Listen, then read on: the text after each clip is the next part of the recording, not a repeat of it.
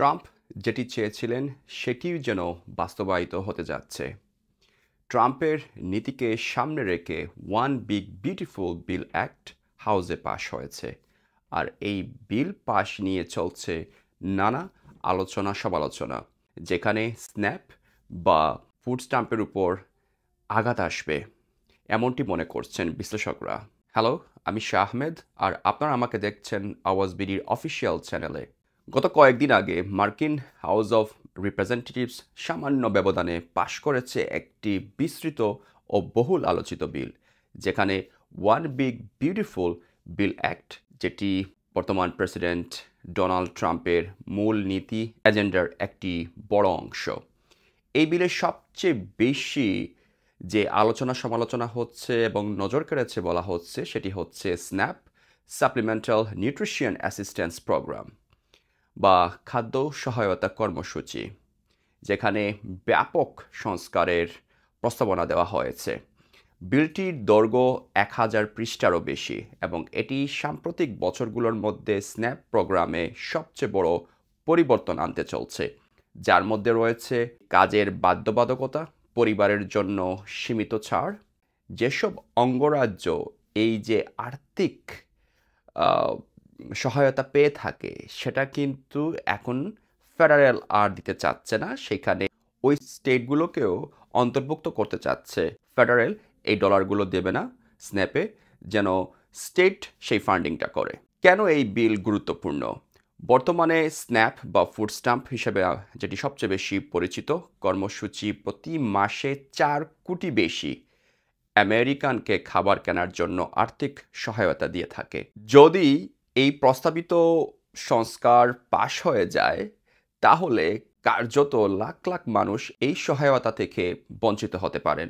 এবং বলা হচ্ছে যে এই প্রস্তাবনায় এটি ফেডারেল ব্যয় কমিয়ে 10 বছরে $267 বিলিয়ন, যেটি হচ্ছে $267 বিলিয়ন সাশ্রয় করবে।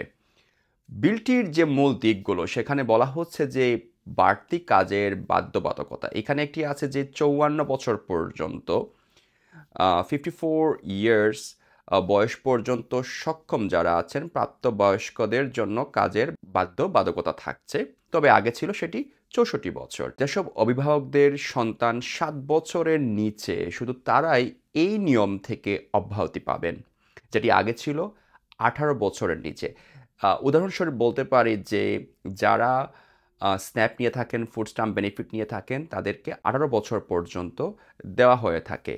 তবে এই বিল যদি পাশ হয় তাহলে সেইখানে 7 বছর পর্যন্ত একজন না কাজ করেও সেটি পাবেন। যদি 7 বছরের ঊর্ধ্বে হয়ে যায় তার সন্তানের, তাহলে তাকেও কাজ করতে হবে স্ন্যাপ পাওয়ার জন্য। বর্তমানে স্ন্যাপ সুবিধার অর্থ ফেডারেল সরকার দিয়ে থাকে, তবে এই বিল অনুসারে 2028 থেকে, মানে 2028 সাল থেকে অঙ্গরাজ্যগুলোকেও খাদ্য সহায়তা ও প্রশাসনিক ব্যয় বহনের অংশ নিতে হবে। ধারণা করা হচ্ছে যে এটি যদি পাশ হয়ে যায় তাহলে অনেক স্টেটে বাজেট সংকটের মধ্যে পড়বে।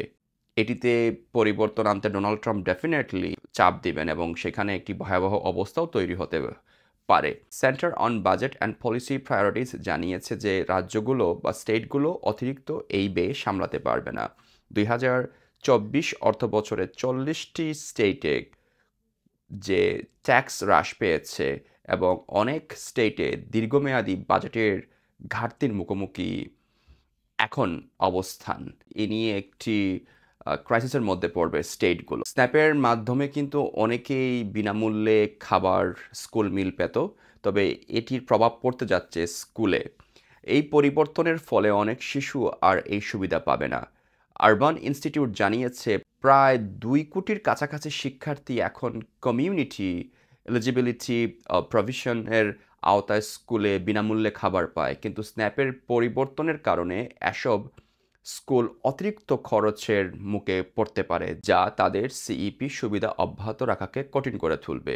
এ বিষয়ে হাউস স্পিকার মাইক জনসন বলেন, আজ আমরা এমন একটি আইন পাশ করেছি যা প্রজন্মের পর প্রজন্ম ধরে আমেরিকাকে রূপান্তরিত করবে। এটি ব্যয় কমাবে, পরিবার ও ব্যবসার জন্য কর কমাবে, সীমান্ত সুরক্ষিত করবে এবং সরকারের কার্যকারিতা বাড়াবে। ডোনাল্ড ট্রাম্প সাংবাদিকদের বলেন, আমরা যেসব কাটছাঁট করছি তাতে সবার জন্য আরও বেশি খাবার নিশ্চিত হবে, কারণ খাবারের দাম অনেক কমে যাচ্ছে। সবশেষে আমি যেটা বলতে চাচ্ছি বা ধারণা করা হচ্ছে, স্ন্যাপের মতো একটি গুরুত্বপূর্ণ খাদ্য সহায়তা প্রোগ্রামে এই ধরনের ব্যাপক পরিবর্তন কোটি কোটি আমেরিকানদের জীবন সরাসরিভাবে প্রভাব ফেলবে, এবং কাজের নিয়ম যে কঠিন হওয়া, রাজ্যগুলোকে অতিরিক্ত দায়ভার দেওয়া ও স্কুলে শিশুদের খাবার প্রাপ্তির সুযোগ সীমিত হওয়া, সব মিলিয়ে এই বিল ঘিরে দেশ জুড়ে বিতর্ক তৈরি হয়েছে। এখন দেখার বিষয়, বিলটি কি আদৌ পাশ করতে পারবে। ভিডিওটি ভালো লাগলে শেয়ার করবেন এবং অবশ্যই আওয়াজ বিডির official channel TikTok, Facebook and ইউটিউবে লাইক, কমেন্ট, শেয়ার করে সাথেই থাকবেন।